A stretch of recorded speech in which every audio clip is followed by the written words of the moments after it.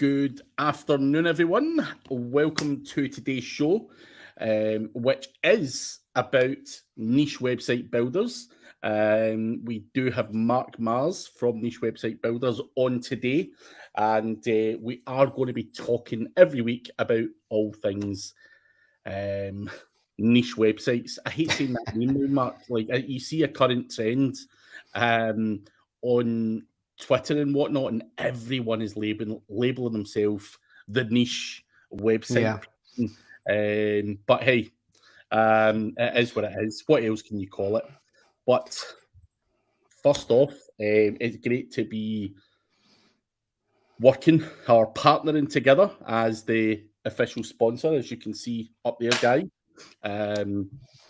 Above Mark, I get these hands all end up all over. But so yeah, good to be partnering on that, and hopefully this show as well over the next year will be able to allow us to dig deep and grab as much knowledge as we possibly can from the experience you guys have got in building these websites. But we do have a bunch of people here. It is also on YouTube, LinkedIn user. Simon Hogben, Holly Starks, Randy, Paul Hogden. Do let us know where you are from in the chat. And if you do have any questions, Mark is going to be answering some questions later on in the show. But Mark, I've got something to ask you, and I don't know if I've made this story up in my head. Oh no, this sounds bad. It's not one of the ones. It's not one of the ones. Okay. How true is it that you and Adam Smith met, like connected through my podcast with Adam? Is that actually a true story, or is that just something I made up? Because I'm trying to remember which podcast. It was through a podcast. But it was your podcast, and I cannot remember off the top of my head. But that's exactly how it happened. Yeah. So I'm pretty sure Adam Smith told me it was my podcast, so I'm taking that. Okay. So it could have been, yeah. So, which is interesting that you've now came the full circle and came back and obviously partnered up with me. Yeah. You guys meeting, which is a strange kind of scenario, but hey, it's a good one. Yeah. So I literally just heard Adam talking about building his niche sites on the podcast, and could relate to a lot of the challenges he was talking about and he had. And I just I hit him up on Facebook, actually, just on Messenger. Said to him, enjoyed it. Could relate to a lot of what he was talking about. We just got chatting a lot. We got kind of seemed to be getting on. So I gave him a call. I rang him the next day on a traditional phone. And then a week later, I was down in Wales chatting to him. And we were kind of just throwing stuff around. And then like a month later, we started Niche Website Builders. Well, I say what we actually started doing was we were frustrated with trying to find writers, right, and trying to find good people for and we were both like using Upwork or other sources to try and find good people. Problem with like Upwork is you need to interview like 20 people before you find one good one, and you find one good one, and then they work with you for a month and then disappear off the face of the earth, and then you wonder like where they went, and then you got to start all over again. And also we tried working with some other agencies that help with content sites, and they just weren't giving us the level of service that we wanted for our sites. But also at the same time, I've forgotten what I was going to say. But we basically it wasn't they weren't providing the full service either, and we just thought there's nothing out there. Why don't we just like, instead of having these frustrations, why don't we us two get together? We'll hire some people to work on both of our portfolios, and just pay them a salary. And you can train them up. We can get them doing exactly what we want to do, because you hire a writer as well on Upwork, and one week they're writing a book for someone, the next week they're writing social media posts, and then you're doing posts for you. And we just wanted to get somebody that just work for us, and we could just make them really, really good at doing what we wanted to do. So we said, okay. So we did that. It worked really well. I'd been running a case study for a while, for like 12 months, and I had a little bit of a following on a Facebook group. So we just started offering the team out to people because it was working for us. And then it just took off from there, because it seemed that other people wanted what we wanted, or found that it was lacking what we found was lacking. So yeah, that's how it all started. And now you're up to how many staff? Is it 150 or thereabouts? Yeah, it's a bit more than that, I think now. It's it fluctuates a little bit, but yeah, about 160, 170 now, probably. Absolutely ridiculous scale in such a short period of time. But hey, fair play. It's great to see. But today we are going to have Mark giving us a little bit of a presentation and kind of a basic introduction to things, but we will be taking questions. So please do put your questions in the chat, and after Mark does his presentation, we will come back and run through as many questions as we possibly can. So Mark, you're free to share screen and take center stage. Cool, we'll do. So yeah, so the title of this session we're going to talk about is buy versus build, part one. So if you followed us on our stream or on our YouTube channel at all, at Niche Website Builders, you know that Adam and I take pretty different approaches to how we kind of build our site. So I'm more of build from scratch kind of guy on age domains, but build from scratch. Adam's more of I'll buy it, I'll grow it, and then I'll flip it. So he's constantly like flipping sites for like, I say small gains for like 10, 20, 30 grand here and there. Whereas I'm kind of my projects always start off from the beginning. And generally, I don't generally build unless I'm kind of buying sites to kind of 301 into the site that I've got. So, it's often a question that we get asked from people as well. It's like, I've got this money to invest. Should I start from scratch, or should I buy a site and then try and grow it? And it's kind of, it really, as it often is with like SEO or anything like this, it depends. It depends on the person and really how much money they've got to invest, what their goals and aspirations are. So what we did was we did a buy versus build, almost like a face-off of like, okay, here's the two different things. Here's some stuff that I've done on my portfolio. Here's some stuff that Adam's done on his portfolio. So this is part one, where I talk about building. Next week, Adam's going to be on talking about buying and flipping. And then we've got like a third one, which kind of wraps it all up at the end. So that's the plan. If that's all right. Yep, go for it. Cool. So pretty high level. But we can go in as deep as you like for any questions or anything. So let me see if I can share this. Okay, so is building sites profitable? So just to talk about two case studies here. So kind of, I just wanted to give like a really fair representation of kind of what it is to build sites. We don't try to sell an impossible dream. And the first one is what I call the OG Niche Website Builders case study. So this was a case study that I started in before I met Adam, and I had a blog and a Facebook group, and actually it was called Niche Website Builders. Was the domain it was on, and that just became our business website. Once we launched the business. But a lot of people, so what I would say is that I created this presentation around about April time. So this is a snapshot of that point in time. But a lot of people have been asking me, because I kind of, when we launched the agency, things got busy and I stopped doing the updates and the case study and stuff. People started asking, well, what happened to that original case study? So I've kind of gave the answer in this presentation. So this the original case study, which is a case study really where like anybody else, it was kind of, at that time, and this was back in 2018, I was just playing with niche sites really. Was doing little bits here and there on the side, and sometimes I was working on it, sometimes I completely neglected it. And this is a timeline for a 2.5 year period. A more recent example of a site that I've been working on. Difference is the first site I did a lot of work myself, and the second one is like fully outsourced. And also the first case study we'll talk about was on a brand new fresh domain, and the second one was on an age domain. So the first case study, like I say, it was the original one. It was launched in October 2018. I sold it in 2021. Like I say, nothing special about this site. It's a site that I worked on here and there and then didn't work on for periods of time. But it's, I guess, for those people that are out there that are working and have real jobs and families, I guess this is a real good example of what can be achieved kind of on the side, if you like. So I think 50% was written by myself. Actually, 50% was written by myself and 50% was outsourced. I did do some shotgun skyscraper link building myself. At the time, I built around 100 links doing that.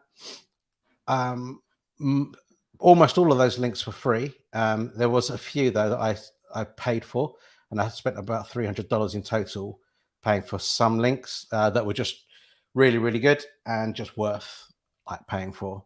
So all kind of genuine, I'd say organic links. They're like the links that I did do outreach for, but most people were willing to pay to link for free.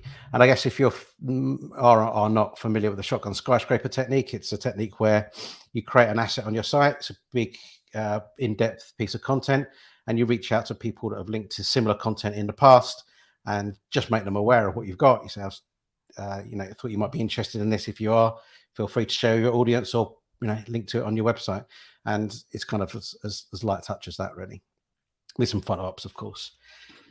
So the point of sale is a DR33 from via the link building that I've done, and it started to build some organic. There's some links on itself as well, and there's a graph down here at the bottom which isn't overall traffic, but this is Pinterest traffic. So I hired a Pinterest VA, and the niche lended itself well to Pinterest, and it's doing a really good job, and it was working really well. And we ended up peaking at around 9,500 sessions in a month just from Pinterest.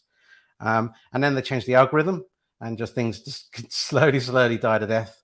I did speak with the VA about changing tact and changing tactics on it, because what we were doing wasn't working anymore, but nothing he was doing was kind of working. So I just gave it up in the end on the Pinterest side of it. So this is a big spreadsheet, but I like just to cover it off like really quickly, like the bit down the bottom from December onwards where you can see US, UK, Canada, India, like those are Amazon Associates earnings. There was Amazon Associates earnings higher up, but when I was tracking the earnings, I was just lumping it all into one number, and I decided to start breaking it down between ads from Mediavine and Amazon Associates. So you can see, if you look down the articles published column, it's busy working on it in the early days, and then towards the end, there's lots of zeros in there.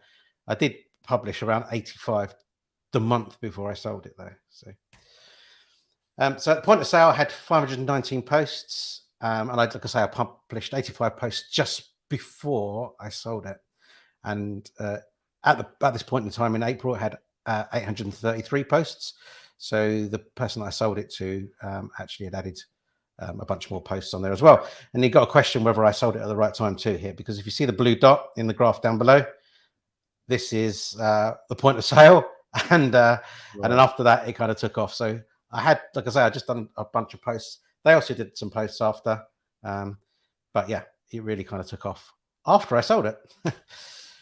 Anyway, so over that period of time, I spent about $17,000 on content. That's like I say, 50% was written by me, 50% was paid for. Pinterest VA, I spent about $1,800 on over time, and that's a total spend of nearly 19,000. So ad and affiliate earnings total was 27 grand. I sold the site for 58,000, which was a 85,000 and 8,500 like total when you add up earnings and sale price. So that was a 356% return on investment. So like not huge numbers. I mean, still good numbers, right? But they're not. They're not. It's not 7-figure exit here we're talking about. We've got some of them case studies coming up as we talk with Craig over the coming weeks of case studies where we work with 7-figure exits. But this is kind of more of a real kind of example of me just working on and off on the site over 2.5 years with a family and stuff. So second case. Go ahead. That's one question. You obviously in case study one, you're saying you work with you're working on it on and off, and you've got your family and all that kind of stuff. Like realistically, how many hours was actually getting into this on a weekly basis?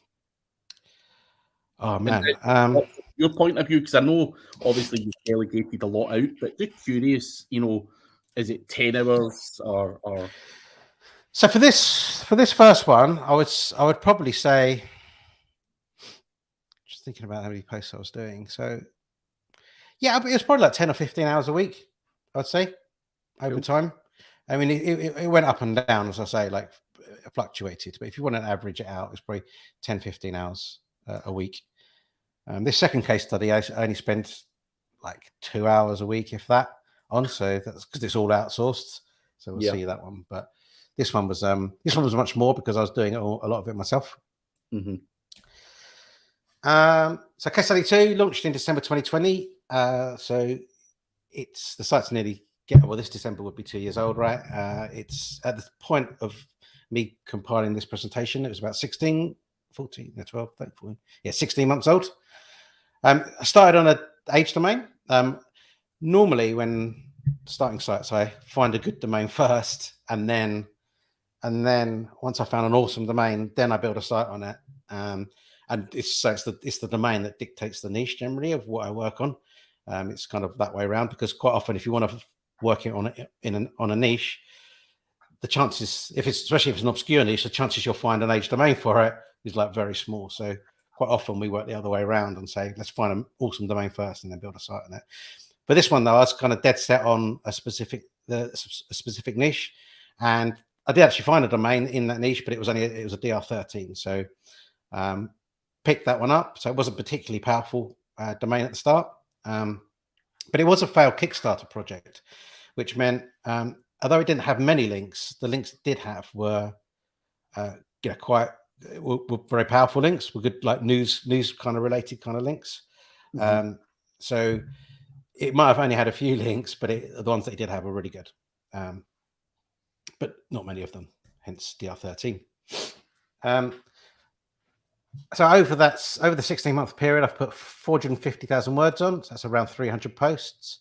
It's all completely info content, no like your reviews or anything like that. The niche is really only info based, really. I couldn't really do too much more with it. It's monetized via Ezoic only. And there are other ways to monetize, but it's kind of more, it's not really heavy in products. It's kind of more about to monetize it through offering consultancy and things like that. What with running the agency and everything, I just haven't got around to doing those other things, but it's something that I could do further down the road. One of my favorite tactics for building an audience with a niche site is having a Facebook group and also a mailing list. And the way that I do this is that I just have a little bar that pops up at the top of my site that says, join our new Facebook group. Here, click here, and you click over to it. And in the Facebook group, you can ask some questions when they join. And one of the questions you can ask is, if you're interested in learning more about my niche or what I do, then leave your email address here. And what I find is about a third of the time, people will leave their email address. And I use I don't know if you've heard of this, Craig. There's a Chrome plugin called Group Leads. And basically what it does is when you're accepting people into your Facebook group, it connects to, I don't know, I think they've got like 200 different integrations now with different email software. So things like MailChimp and ActiveCampaign and all that kind of stuff. So when it basically sits on the browser, and when you accept somebody into the group, it scans the answers to their questions. And if it finds an email address in the answers to the questions, it just automatically puts it into your MailChimp or your whatever you use, your mailing list. Yeah. So it was what you'd used to have to do was then manually copy and paste out of the Facebook group and then manually put it into your email marketing, which no one wants to do, right? And you just can't be asked to do it. So, but that works really well. It's a really cheap plugin. It is a paid plugin, but it's cheap. And that means so I send people over to the Facebook group and then ultimately get them added to the email list as well. So as of now, I have around 1,400 people in the Facebook group and around 400 or 500 on the mailing list. Not using it yet, but I will at some point use it. But at least they're sitting there, and I know that there are people that are interested. In what I'm doing. At this point in time, I hadn't added any new posts for 2 months. I've added more since. So over the period of, that's pretty much after a year. So after a year, we'd got to 408,000 page views. It's kind of similar levels now. It gone up a little bit, and it got a little bit hit in one of the recent updates. So it's kind of back down to about the same levels again now. But yeah, I mean, I think this kind of shows the difference between an age domain and starting fresh on a domain. You could never expect to kind of see that kind of growth that quick on an age domain. I mean, you've been working with Odis for like a while now, but yeah, after 12 months, you would not expect by any stretch to have got to that level. It just doesn't happen. I mean, it doesn't say it can't happen from time to time, but it just generally, you're not looking at that, whereas you're much more likely to see some success like that with an age domain. So it's quite a lower EPMV. It's like 13, 14, so it's not huge EPMV. And but on the flip side, as I mentioned here, it's not the only way that you can win, right? You can still make decent money if you're in a non-competitive niche with a low EPMV, if you're getting a ton of traffic like this site is. So I've been working on trying to improve the EPMV, but not to any great success. But as of April, the revenue was around $4,800 a month. That's after a year, which is pretty good. As I say, that's gone up since and gone back down a little bit again, but it's back at the same sort of levels. So the EPMV, as I said, it kind of fluctuates in there between 12 to, at the end there, it's kind of up to 16, 17, but it's kind of back down to like 13, 14 again now. But a word on like EPMV, if you're not familiar with kind of how this looks over time. I mean, like historically, ads would be a second thought, right? Adding them to a site, you'd be looking for other ways to monetize because ads were so weak, especially things like AdSense. You wouldn't really earn a lot from them, but ads are becoming a more and more viable income stream to even build sites to solely monetize through ads. Of course, you want to layer on other stuff if you can, but ads in itself is becoming pretty viable. So what you can see here is at the very end of the graph, I don't know if you can see my mouse pointer, but at the very end of the graph, January 22, you can see like that's its lowest point. If we track that all the way along, Black Friday in 17 was its peak. That was its peak period. So over those years, what was the peak period for ads and ad revenue is now the worst case scenario. And you can see that these tallest spikes are Black Friday, and then normally followed by another spike quickly after, which is Christmas. And you can see COVID in the middle there in that 2020 year. You can see the dip very, very clearly, and then it kind of goes up pretty steeply again. But it's gone up steeply since then because I guess more people have been shopping online, more people are familiar with shopping online. So ad revenue is just kind of been going up and up like over time.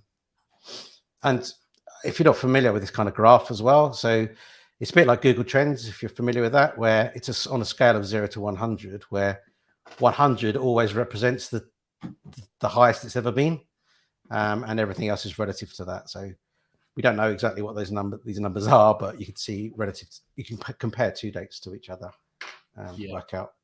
But yeah. So this case study, I bought the domain for DR13. It was, I mean, a lot of people might say that's quite high to pay, right? 2,480 for a DR13. However, the way that we look at it is like it's huge. It's like we see H domains as being really cheap for what you get. What you're getting out of the box is like a backlink profile that will probably cost you significantly more than what the domain cost in the first place. It's also it could potentially have links that you couldn't buy, links you can't get for like for this one. It had like really big, I can't remember the exact ones, but it'd be things like the BBC or something like that, where huge links that you can't buy anyway. And also when you factor in, you see how quickly this one took off versus a site where you're starting on a fresh domain. Well, I was much quicker to earning decent money with this, which means the domain is kind of effectively paying for itself. So whichever way you look at it, we consider Age Domains to be undervalued, if anything. So I was more than happy to pay $2,480 for that domain. What I mentioned was I also purchased a site. It just happened to come up for sale on our Facebook group, which is called Niche Website Flippers, which is a place where you can list your sites for sale. And it was in exactly the same niche. It was a few months after I started. It had I think 25 posts on it. It had no domain authority at all, but it had 7,000 sessions a month in kind of traffic. I think it was like 12 months old. So for me, that was showing I was onto a good niche here, because 25 posts with no authority getting 7,000 sessions a month. So I just purchased it really for the traffic, and just migrated those 25 posts over to my site. Did 301s, one-to-one mapping of 301s to those new posts, and put it on the site. And so I got an instant boost in traffic for that. Used the Niche Website Builders team to create the content, which costs $31,500. So the total is $36,500, which almost directly maps to the earnings after 16 months. Really, I mean, it's a little. I suppose it's like, what was it, $8,000 difference there. The 28,000 earnings to date. As I say, like, this was March. Since then, it's been earning. It went up. It was earning more, and then it's come back down again. So those earnings have more than covered like my initial spend now. I'm actually putting a lot less content on at the moment because I'm working on other sites. So the value at this point in time in March was 40x, was about 193 grand. So you add the revenue plus the valuation there is 221 minus the spend. So at March, April this year, the return on investment was 507. But as I say, that would have gone up now because I've spent less on content, but continued to earn 4,000, 5,000 every month since then. So is building sites profitable? My experience, yes, it is. And you have some runaway success stories. You have some that are more of a struggle, but generally overall, like, the return on investment is so good for the ones that work out that they more than make up for the ones that are a bit slower to take off. So that's it. Short, sweet. No, short and sweet is always good. I think the way I look at it is very much like you. What am I spending? And obviously a lot of people drop out when they're building websites, going like, I'm spending $2,000 a month and I'm only earning $2,000 a month, and you're like, but that's fine. It's the resale value that you're trying to grow there. Yeah. That's where you're able to calculate everything. Like you said there, you're running probably an $8,000 loss if you were taking in the 27 revenue and the 36 spend. You'd be like, this is the fucking craziest business model ever. It's losing money. But when you look at the site valuation, and then obviously match that against the spend, the return on investment is insane. Yeah. Which is, I think that small part is what people don't see a lot of the time. That's the beauty of this business model, right? So once you got to put money in at the start, but once it starts earning money, you can just reinvest. You don't have to put any new money in. You can just reinvest what you're making to make the asset bigger and bigger and bigger. So, yeah. I mean, you can start taking money out of if you want at some point, but generally what I do and what Adam does is we just pile back in any money it makes and then make the asset bigger and then sell it at some point. And that's when the big payday comes, right? Exactly. That's the ones we want. Just a quick question from me, and then obviously we'll go through the questions that are already in the chat. And if you've got any other questions, guys, pile in to the chat there, and we'll ask Mark as much as we can on these two projects. You mentioned Ezoic, and people are now leaning towards they having informational websites, and everyone's got this thing of AdSense earns you no money. I've heard people saying AdSense slows your fucking website down. You've mentioned the Zoic. Now, personally, when I do affiliate marketing, I do it slightly differently. I don't run paid AdSense or Zoic, purely because of the niche I'm in, the SEO industry. Affiliate, doing private deals, just easier, different thing. But when I was doing affiliate Amazon Associates and whatnot, I could potentially grab an Amazon Associate website, add on AdSense, and shoot up that monthly revenue, which then impacts obviously the resale value. But you mentioned the Ezoic there, and I'm just curious to know the difference between Ezoic and AdSense. What's the financial benefits first and foremost, and also what I'm looking to basically establish is, does that shit actually slow your website down? Because I don't know if that's a myth or not.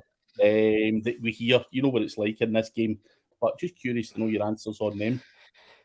Yes, I mean AdSense. I mean, I haven't used it for a long time, but when I had, it was, it's you're talking about cents for, you get 10,000 visitors and you might earn 23 cents or something for the month. It's just not worth it for the way that it slows down the site. So, I mean, personally, I always used to wait. Ezoic used to have a 10,000, I think, session or page views kind of entry point. So you couldn't actually sign up for Ezoic until you got there. And they've taken that down to effectively zero now. You've still got to meet some quality bars, but if your site's good enough that you can get on at any time. But yeah, absolutely, the earnings are better. So Adam's more of the ad man, how it all works in the background, because he used to work some ad agencies. But effectively, what you can do with Ezoic as well is actually connect your AdSense account as well. So it's testing all of the different ads out, and it'll swap out AdSense as well. So if AdSense is actually turns out to be the best performing, then it'll just show AdSense there for you, or AdSense ads there. But it's all of these, Ezoic, Me, Divine, AdThrive, they're all getting their ads from the same place at the end of the day. They're all getting them from majority of them come from Google. And absolutely, like, it's better. AdSense is just rubbish, right? Now I just never bother with it. But all of those other ones, they should be, if you are arguably very similar in terms of what they earn you, because they all get, like, you talk to Tyler Bishop at Ezoic, like, he's the CMO at Ezoic, like, they're all getting it from the same place, and then it just comes down to their technology, and that's where Ezoic's trying to win through their smart placements and using AI to place stuff on the site in the right places and just keep optimizing, like that kind of thing. So in answer to your, like, does it slow it down? Yeah, of course. Like, all ads, if you add ads to any site, it's going to slow it down without a doubt, right? Because it's got to pull those ads from a third party, from another website. Yeah. So it is going to slow them down, but there are things you can do to make sure that that you optimize it as much as possible. Ezoic have a product called Leap, which is essentially it's caching, but it does a whole load, like, kind of more stuff than that as well, to make sure that you do well with Core Web Vitals. I think that what we've found is when people put ads on their site, like Ezoic or whatever, and I think Ezoic did have a problem right in the early days when they started, and they've done much better now. But what people find is they'll put ads on their site and they go, "Oh, my site's dog slow now. I can't, like, I just can't use it. It's just that bad." But what you will find is that they were kind of probably teaching on the edge anyway. They probably had, like, a shit ton of plugins, like, running. It was probably already running. They're already getting close to that, like, edge where, like, stuff's going to slow down, and they stick ads on it. It just crushes it, right? So if generally, if you're running a lean site that's running quickly, and you're not going too wild with the number of plugins that you're using and stuff, then you'll find adding ads on, and applying Leap or using something like WP Rocket or something like that, you'll find that it should be fine. It's maybe what else you're doing is the problem, rather than the ads itself. If that makes sense. Interesting. Got questions from the public there, so we'll just try and go through them. Jamie asked, what was your sales and marketing strategy when you first started, like outreach and paid ads, or did you have a strong network which you used to grow? Yeah, so we grew a network, I guess, if you like. So I think what we did in the beginning was I had a case study. I had a Facebook group, so people would chat about my case study in the Facebook group. I'd say that got to like 500 or 600 people over about 12 months. So people were following the blog, and then we just started doing things like going onto other people's podcasts. We started running our own podcast, and it was all inbound marketing at that point.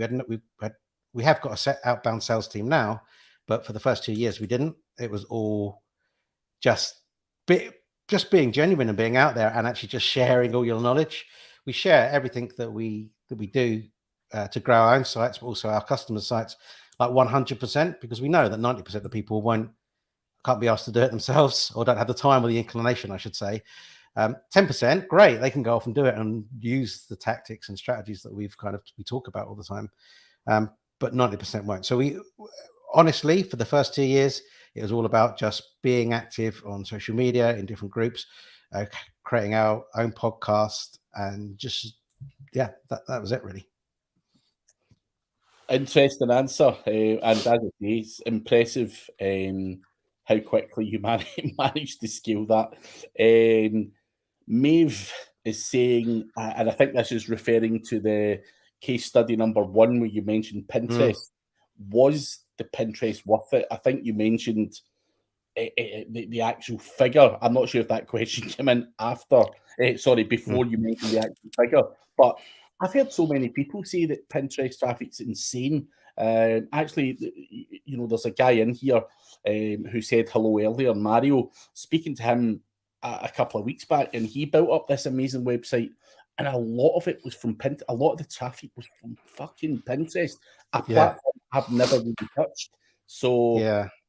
It was worth it. But what was the kind of changes? Like you mentioned, obviously, there was a change of tact or whatever, or algorithm change within you. Is that still something we can manipulate as marketing guys to drag traffic from that? It's the time now. So the thing that differentiates Pinterest from other social media and why it potentially is good, right, is because the way it's often described is a visual search engine. So you work with Twitter, you work with Facebook, or you work with LinkedIn or whatever, you'll post something and it's transient, right? If you're not there at that point in time, tomorrow it's gone. It's gone. You're probably not going to see that again, right? Yeah. Whereas Pinterest works a lot more like Google. So you'll post a pin and people go there and they'll search for stuff like they search in Google, and they might find your pin like 6 months later, a year later, 2 years later. So the more pins you create, it's like creating the more content that you create for your blog, the more chance that people are going to search and find your pins and then end up at your site. And that worked like great for me in that period of time. But like I say, a bit like Google, there was an algorithm change, and it was quite simple, the way that how we were doing it. We were just, for every blog that we created a couple of pins. We pinned them on different boards and things. And then over time, we would kind of go back and then repin again, like the same post. So the guy was just creating all pins for my new post, and then just going back to the beginning and creating pins for my old post again, and like just doing it over and over. And there's a description and there's a title that you can kind of use to insert keywords and those kind of things.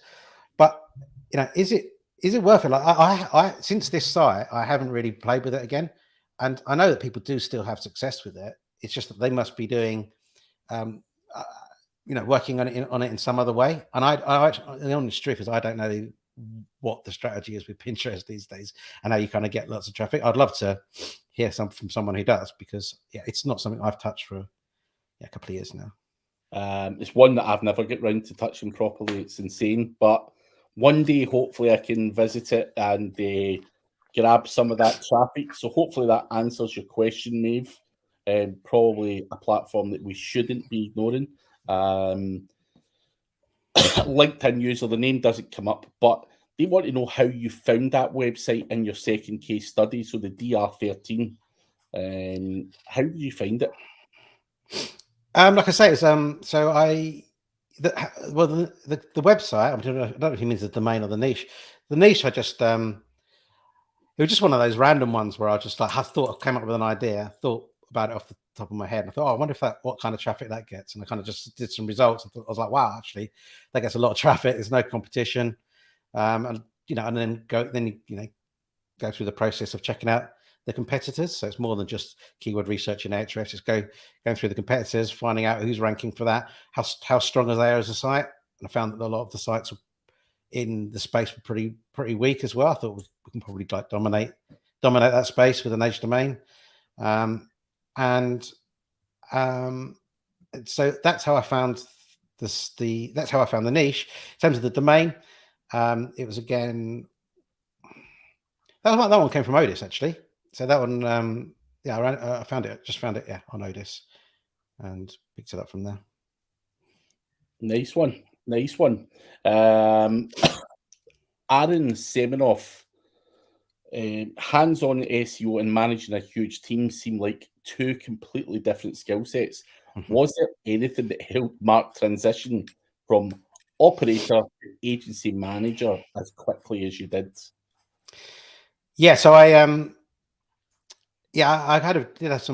come from a technical background. So I did computer science at university. I worked at Microsoft as a application development consultant for 10 years. So I was very much in development. But I didn't want to stay in development. And even whilst I was at Microsoft, I was kind of moving into like more management kind of roles. However, then I actually wrote a piece of software with a couple of guys from Microsoft. And we got some angel investors, set up a company, and after 7 years, we had about 40 people, and we exited that company like down the road. Unfortunately, we'd taken on so much angel investment, although we sold for £7 million. My piece of that was very, very much smaller than that, unfortunately. So it wasn't retirement money, but I kind of got the bug for entrepreneurship during that period because saw the business taking off. There's lots of young people working there before they were married. They were having a great time. We used to go up there for the Christmas parties. They loved it. And so I decided to start my own digital marketing agency because that's what I was getting into. That's what I was passionate about. And I started my own digital marketing agency. And I ran actually a digital marketing agency for 7 years before I took on partners that really didn't work out. And I left. It's 12 months after taking on those partners. And then that's when I spent a year starting my own portfolio, doing consultancy for digital marketing agencies. And then that's when I met with Adam. Didn't really intend to start an agency again, but we met with Adam and it happened by accident in a way. But yeah, I guess in answer to that question, I had 7 years running an agency previously, and I was even previous to that in the corporate world, I was starting to do some management stuff. But I come from a technical hands-on kind of background. So can I ask a question about the agency you've got now? Adam's from Wales, right? You're not in Wales, are you? Or are you? No, I'm in Reading. So so Reading's 2 hours away from each other, I think. He's South Wales. Not so bad. That's not too bad. I was just curious to know how far, because what's even more interesting about your story is that there is a gap there as well. It's not like you guys are sitting in the same office day on day, which makes the whole managing and building this stuff up even more remarkable, if you ask me, because it's hard enough trying to get things together in a physical office, let alone being 2 hours down the road or whatever. So and our whole team's remote as well, so everybody's 100% remote. So does your agency even have a fucking office? Yeah, we actually. Well, that's a good question. So we I mean, I don't know if you've been to Wales, but it's insanely cheap. Like where so Adam's from Merthyr Tydfil, right in Wales, and we had an office on Merthyr Tydfil High Street. It's the MTC, so it's the something like Merthyr Technical Centre, right? So it's like the hub for tech, like in Merthyr Tydfil. And we had a 5-person office there that when we got that, we started 4 months before COVID, you see. So the plan was to train people up for 2 months in the office and then set them free remote. So we had this office, and it was £35 a month for a five-man office in Merthyr Tydfil. So we had that, and we kept it for quite a while. But now we've still got our business address there, but it's just there's a little bit of a co-working space that now that Adam's house is getting re-renovated, he's kind of sitting in there from time to time. But yeah, £35 a month for a 5-seater office. I tell you, I mean, I don't know but I don't need to take the mick or anything. But I went down there as well because I live in Reading, right? And it's not that cheap. But I went down to Wales to see Adam, and I went to the car park, and I drove in, and I was like, went out to the machine, and it was like all day parking, like £1. And I was like, it's like three. No, the first pound is like £3 or something in Reading, and then like if you want to stay all day, it's like 35 quid or something. It was £1, and I was sort of chuckling to myself, and I kind of went over to the machine, and the lady said, "There's a lady come up behind me, and she goes, can't believe they put the prices up." she goes to me, do you know you can buy like you can buy if you buy in advance, you can get like 5 days to the price of 7. So you can kind of do that if you want that. Yeah, it was quite made me laugh. That it's like different world. Yeah, even up here, it's expensive to park in the city centre. So, yeah, certainly nothing like that you've just mentioned. So, anyone watching, Wales might be a good place to kick off your next business. Randy Roday, his challenge is staying motivated or focused on the projects. How do you maintain the focus and energy to keep pushing forward on a project? I know you've obviously got staff to do it for people, but on a personal level, how do you? Because that is the thing, and I'm included in that as well. I've got projects there that are half-arsed, half done. Or one that I've had. I was supposed to start in May, and the website's literally up, and that's it. There's not one fucking piece of content on it. So I think we all suffer from this. So any tips on how we can be motivated and stay focused on them? Yeah, it's really hard, and I think most sites fail because people give up too soon for this exact kind of reason. It's not it's not an instant gratification kind of game. You got to be looking 2 years out and working hard in that 2 years to start seeing results. I mean, the beauty of it is that once you do get some success, you can then start outsourcing. So I found it really hard. I mean, you can see in that first case study, I wobbled in and out of like doing bits. Sometimes it was 25 posts in a month. Sometimes it was none by the end of it. and it is really hard, like without a doubt. But I think it definitely becomes easier once you start outsourcing. And like I say, I spent a couple of hours a week just doing some more keyword research or whatever, just making sure that the writers have enough posts to kind of work on the site, to work on and stuff. I think you just got. You know what? I don't really have any tips. Like, you just got to mentally know that you've got to stick it out and you've got to be there. Like, there's nothing else more that you can say. Like, how do you stay motivated? Just don't think short term.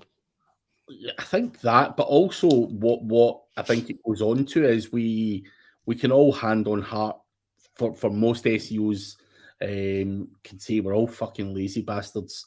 That's the truth of it, which is why obviously the niche website builders is a great option. You've got your, you can literally just invest money in it, and you fucking guys go away and do all the the work. Which is obviously an attractive option, and I think that's something that I've learned over the years. I can't be arsed doing it, and if I get involved, that's when shit starts to break down because I get lazy or got a touch of ADHD or whatever I've got. I can't concentrate on one thing. I've got like 100 things going on. So I think I get asked a lot of these kind of questions. How do you remain focused? How do you do this? How do you do that? You just got to fucking invest in it, and if you're holding up the project, then I think obviously your services would be a great option for someone who does fit that lazy bastard SEO category, which I'm pretty sure Randy himself will probably say, because Randy runs a PR agency and he's trying to do affiliate sites on the side. There's only so many hours a day that you can work. I think investing in outsourcing, and I'm pretty sure Randy's been a customer of yours before. Definitely. Yeah, for sure. If I remember correctly. So, Randy, I think that's the only way forward is to outsource it. Certainly to get it to a certain degree. Get it up and running, and then you might be motivated by maybe going from $1,000 to $2,000, and it keeps you hungry if you want to get involved yourself. But Mark, a question on that. Obviously, as a guy who does the build for people who just simply give you money, are there literally guys who just give you money upon money upon money and never even fucking log into the website themselves? Yeah, so we have some people who we consider them to be more of investors. So they're more people that they've got no idea how to set up a website, how to do SEO, how to create content, and they've no inclination or interest actually quite often. I mean, that's probably not true, because some people come in with no experience, but once they realize the return on investment, they become interested. And actually, we find that they actually become people who start learning and then asking a lot of questions. Yeah. But we do have people that come to us and they say, I want to kind of invest in something an online property that will make me money online on a monthly basis that I can kind of sell, like maybe down the road. So we definitely have people that just come in with some money to spend that want help setting up an online asset, basically. So essentially, someone could start from nothing, invest X amount of money, and then maybe have a 200 or a 500 grand asset ready to sell, further down the line. Yeah. So we'll come to, like, we'll share the case study at some point on your channel, but our best case studies, we took a site from zero to a $1.6 million asset in 13 months, using age domains and a shitload of content. Like once he started earning money, he just started sticking it back in the other end and like creating more content, and it became huge. So we're actually just completing a data project at the moment as well, where it answers that question. It's like a lot of people would ask us, like, well, how do I get to $1,000 a month, or how do I get to $5,000 a month? And our answer typically would be, different niches are different, websites are different. You just got to trust the process. You keep going, and you'll get there in the end. That kind of answer, which is a bit shit, right? Especially for people who are coming in with an idea of it being an investment. So we've done some analysis on around 15,000 content sites to kind of start answering that question. So we can check out your niche and go, okay, on average in your niche, if you want to earn $5,000 a month, you need 600 posts, and you need to be at least DR 35 or whatever. Yeah. And that's on average. So now we've got like an answer to that question, and also questions like, should I be doing some link building, or should I be doing content if I could only do one? And we can look at this and go, well, you've got plenty of content to be at that 5,000 level, but your DR's too low. You need to get like some more links. So we're actually working with a data scientist to really get the most out of the data that we've got, to like really give them the best kind of insight into everything that we've pulled together. So over the next 3 or 4 weeks, we'll definitely have that ready, and we'll probably share it with you on the channel at some point. That kind of actually gives that kind of roadmap as well.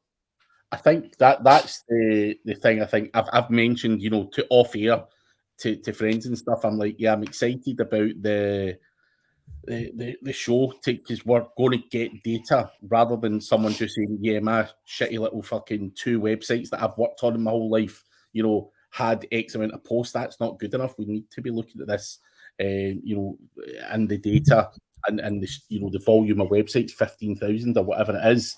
I was throwing 5,000 about. I thought it was 5,000, but 15's even better in terms. Well, it was 5, but we just found a whole data source actually of more sites, so we're just piling them in as well. Why not? But this is where we always do get questions like this, from Sujit here. What would be your suggestions for content planning a newbie with an affiliate website? So obviously you get investors, whatever, guys with new websites, and it comes down to content planning. Do you get any tips around the best way or things not to do? Because again, with all the data and all the stuff you've got, you must see fucking horrendous mistakes that people, rabbit holes down as well. Yeah, so I mean, if your site's already got some authority and or it's an age domain, then like we coined a technique called the tomb raiding SEO technique, which is really just competitor research that we've created a process around. So if you do a search for tomb raiding SEO, you'll find our blog post and our video about it, where it kind of takes you step by step through that, and it kind of takes away any ambiguity, hopefully, in kind of doing this kind of work. Essentially, you're looking at competitors here, and we've got a way of calculating where do you sit in that competitor landscape. Here's a list of competitors. Which ones are you stronger than? Which ones are you weaker than? And then those ones that are weaker, you can go and look at their best performing posts and their best performing keywords on the thought that, well, if they're weaker in authority than I am and they're ranking for it, then I should be able to too. That's kind of the main premise. So you can kind of pull together like a really good list, and the more competitors you get into this mix, obviously the better it is. You can pull together a really good content plan for that. I think a common mistake that you see people making is that they don't niche down in their niche too much. So you want to be making sure that you are creating content that's all very topically relevant and all very topically similar. So if, say, you wanted to create a sports site, you don't want to be creating one post on every sport that you're planning to have on the site, like a tennis post and a football post and a whatever post, like, because you're just never going to have any authority in the eyes of Google on any of that content. So you want to go very hard on a silo, and that's quite an extreme example. But even if you've got something that's much more niche down than just a broad site, just make sure you cover off every piece of content that you need within that, and do internal linking to link them together. So Google understands that you understand this topic. You've got more than just one piece of content on there. You've got a bunch of content. It's all linked together really nicely.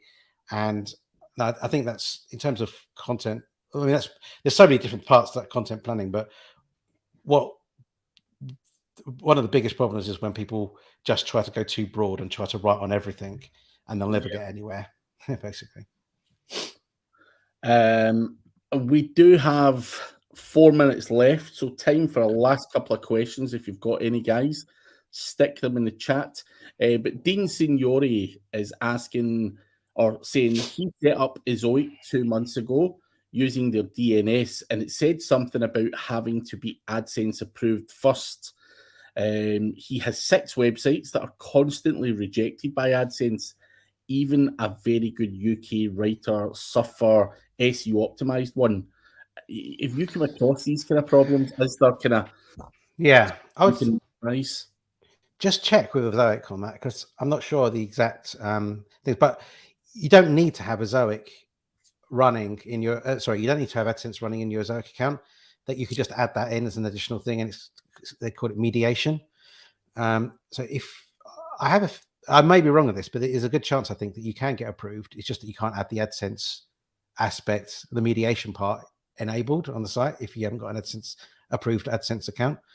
I don't know that for sure, but I would contact their support and just check that is definitely the case, or that you can't get in without that.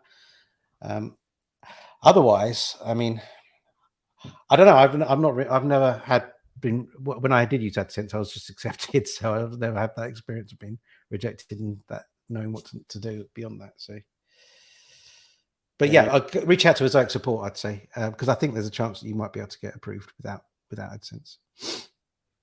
Cool. Mikkel, hi, can you share some services where to get backlinks from, like guest posts, black hat VPNs, comments, and so on? You guys, do you sell links at all as part of your service? Yeah, we do. So we sell.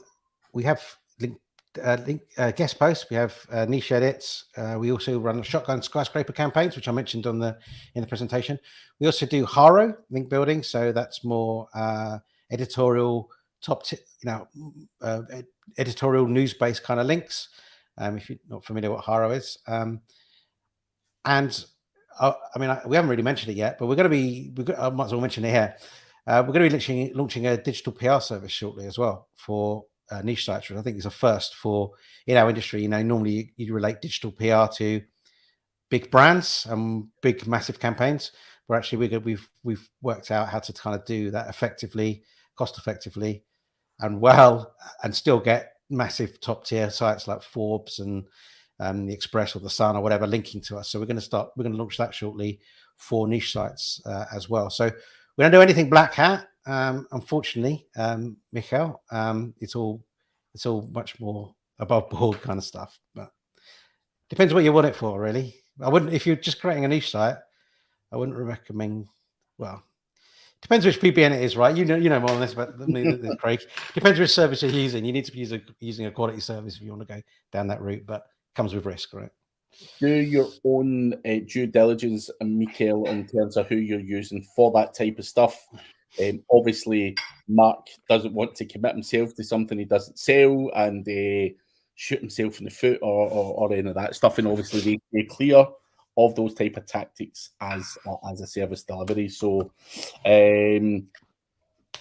hopefully there's a million guest post providers and everything else out there that, as I say, I'm sure you can use and are perfectly legitimate. Last question from All Purpose Work. Is it right for a new website to target a big volume keyword, and do exact match domains still work, in your opinion?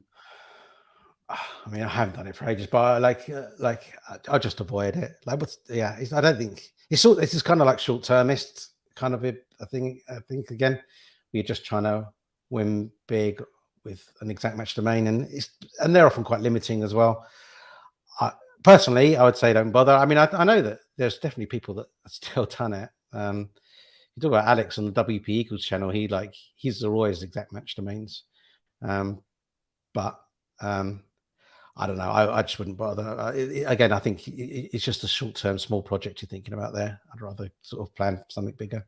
Like you say, you need to think longer term and maybe potentially, are you limiting yourself by having, whatever it might be? So whilst they probably do work, and we don't want to be seen as critical towards people who get them to work, they're not the be all and end all of making a website make money for yourself. Yeah.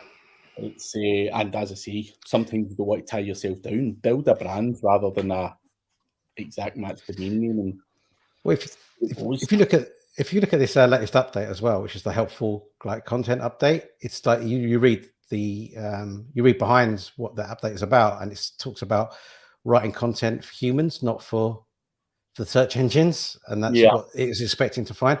Now, there's no bigger signal that you've got an exact match domain that you're writing stuff for search engines, right? And I've always worried about that. If you get a manual review of a site, it's pretty hard to dodge something when you've got an exact match domain there sitting there that you're not up to something. So I think, I mean, I don't know whether that's something that kind of is within the update, but more and more and more you're going to be, Google's looking for natural content, and they have been for a long period of time. So I'll just avoid trying to do those kind of tactics. A bit outdated for me. Cool. Well, Mark, we are out of time, and that was a quick hour.